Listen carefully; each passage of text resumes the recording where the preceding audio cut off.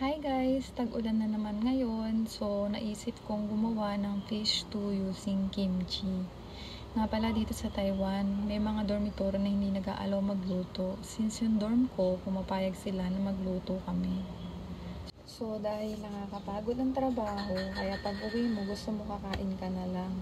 Kaya naisipan kong magluto ng napakabilis at napakadaling pagkain. Nga pala, hindi ako chef. So, inimbento ko lang din naman ito kung paano ko siya iluluto. So, naisip ko, mag-video na lang. Kasi since nahiligan ko na rin naman ng pagluluto. Nga pala guys, sobrang sarap na. Pwede nyo rin siyang itry at napakadali lang talaga niya. Perfect na perfect talaga tong fish stew na to para sa panahon ngayon dito sa Taiwan na tag-ulan.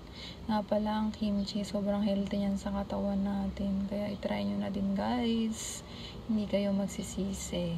Sobrang sarap. At napakadali lang niya talaga guys.